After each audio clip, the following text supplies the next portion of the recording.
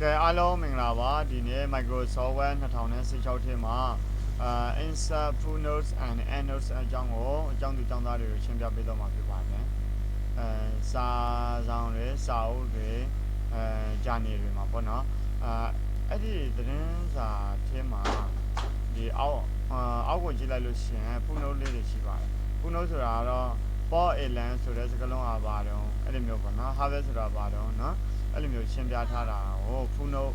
lâu để lâu qua rồi bọn nó ấy sẽ Footnote lâu qua Footnote setting thêm một bài đấy Footnote setting ở đó bọn nó Footnote setting của này lại đấy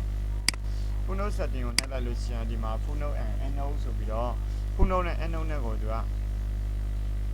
bao nhiêu bao trả lại đấy Footnote endnote là ấy thì nhiều mấy là bọn nó hot đấy là sẽ button office bên mà thêm mà là button office mà thêm mà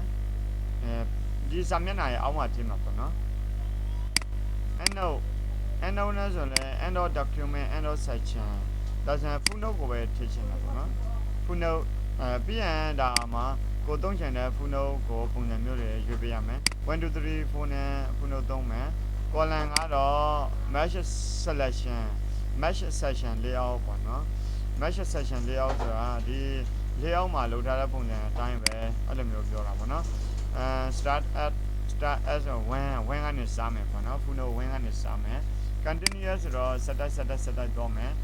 သို့မဟုတ်ဒီ numbering မှာ restart each section တကယ်ဒါပြီးတကယ်ဒါအသေးကနေပြန်စားမလား Footnote တွေကို1 2 3နဲ့ပဲစားမယ် restart each page တစ်ခုချင်းဒီကနေစားမလားလေရ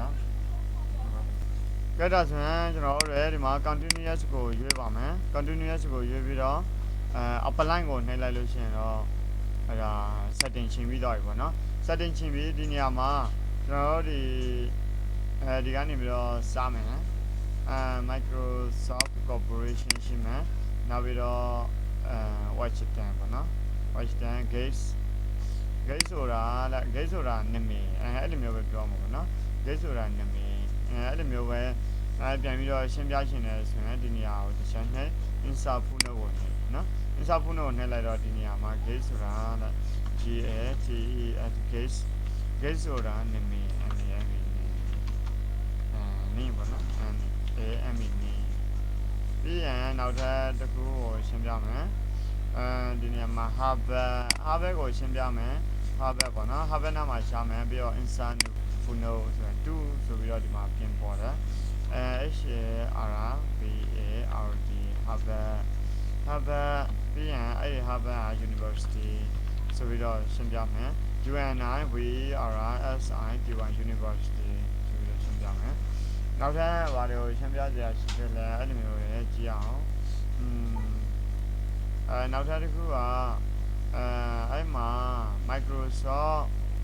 Microsoft Corporation ဆိုပြီးတော့အဲ့ဒါလေးရှင်းပြမယ် Microsoft Corporation အ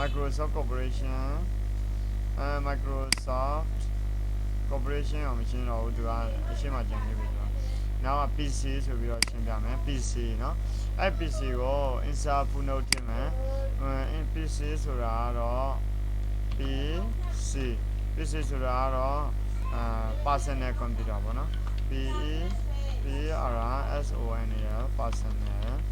personal computer COMPUTER personal computer PC ဆိုပြီးတော့ရှင်းပြမယ်ဒါကတော့နမူနာပေါ့နော်နမူနာအနေနဲ့Footnote ထည့်ပြရှင်းတာဖြစ်ပါတယ်ဒါကျောင်းသူကျောင်းသားတွေဒီ Footnote လေးတွေကိုထည့်တတ်မယ်လို့ထင်ပါတယ်နော်စာရွက်ရိုက်တဲ့ခါမှာဖြစ်ဖြစ်စာအု